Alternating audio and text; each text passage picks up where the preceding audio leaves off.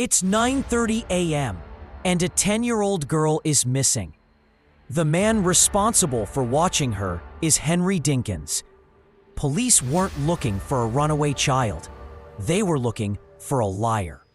You lost her, though. Because you was watching her, Henry. The search for Breasia Tillell quickly turned into an interrogation because the father figure claiming innocence had already forgotten the most basic details of his own life. Henry, you don't know where your daughter is, you don't know your address, and you don't know your phone number. For real. Detectives were immediately suspicious.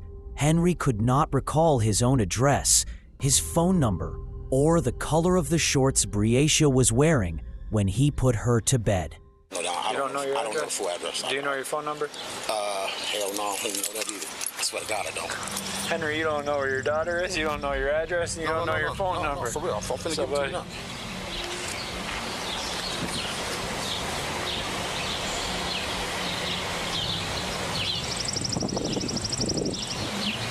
You think I'll be lying, but...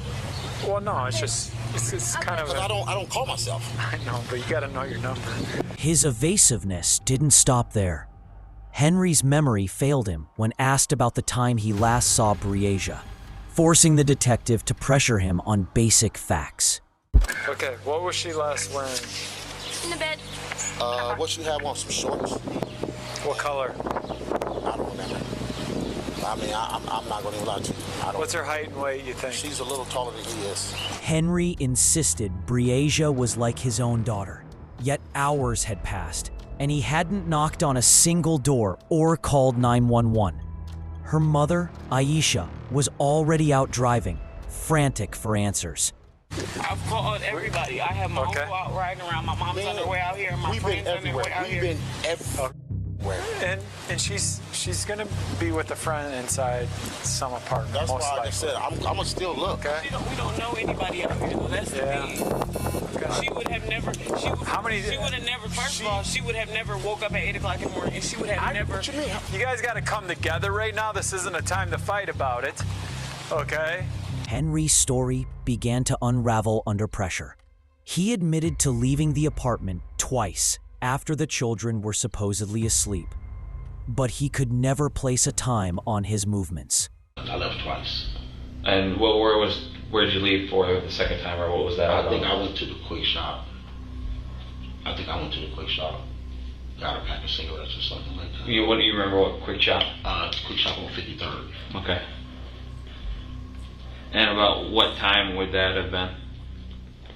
I don't know. Like I said, The detective pointed out the critical time gap, revealing a huge window when Henry was alone and Breasia was vulnerable. Are we talking like 10 to 11 at night, or are we talking like after hours? It was like, probably after hours. It was like, probably like closer. I don't remember the time. I'm not gonna. 12 to 2. I didn't even. The reason why I don't remember the time is because I didn't have my phone. Gotcha. Where's your phone? When police approached the apartment, Henry's girlfriend, Andrea, raised further suspicion. She refused to let officers inside to perform a quick check, citing a superficial reason. Do you mind if I just come in and take a quick look? I'm not concerned about anything else. I just want to come in because probably 50% of the time we still find them inside the place when this happens. And I kind of do my business kind of break right now. A crucial lie surfaced when detectives realized Henry drove his Impala to the station, but had intentionally walked the final block to keep the vehicle hidden from police view. But the car that you were driving was the Impala, and the Impala's not here. I didn't say I was driving the Impala. Well, you came in the Impala. I never said I was driving the Impala. What do that got to do with the Impala? I mean, because you left there in a vehicle, and that's. Why would I switch a vehicle? But then, so someone else was with you in the car? But why would I switch vehicles? Where do you get to switch vehicles at? Henry refused to cooperate on the car's location, claiming it was merely reachable. This evasion confirmed the detective's belief that the car contained critical evidence. But the Impala's not here. It's around. I'll say it that way. It's around. Okay. It's around. Around the block somewhere. It's around. Okay.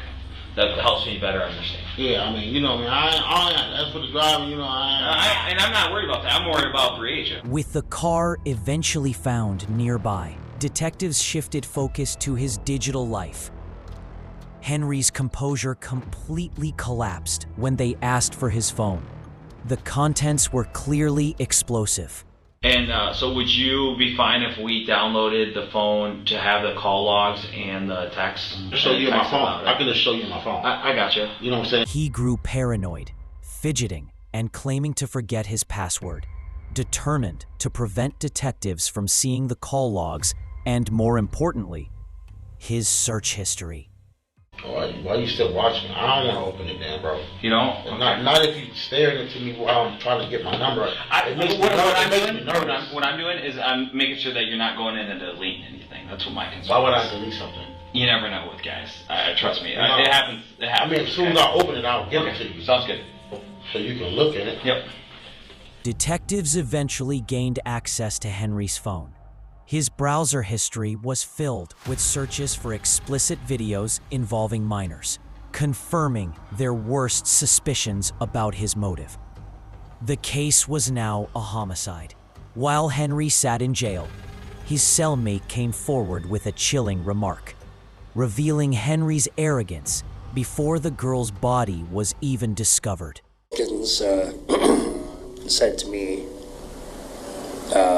they would never find her. Henry's alibi that he was driving his son DL around to search for Briasia was a calculated lie. Instead, he drove DL to Walmart to buy cleaning supplies to cover his tracks. Did you see your dad get anything out of the car? He complained he grabbed some bleach, and what I saw in his trunk, he pulled it out. It was a knife. He had some bleach? Mm-hmm. And a knife? Yeah. Bleach and knife. What kind of knife? It's some big knives. Detectives concluded that after assaulting her, Henry drove Briasia to the woods, where he retrieved a gun from the apartment closet and shot the 10-year-old girl twice, leaving her body at the edge of the pond. There was a semicircular defect to the inferior portion of the left mandible, which was consistent with a bullet impact traveling left to right through that mandible portion. Henry Dinkins was found guilty of first-degree murder and kidnapping, receiving 2 mandatory life sentences. Before he was sentenced, he attempted to defend himself by claiming the investigation was nothing more than racial profiling. Before this case and trial already began, I can see it as racial profiling behind my background.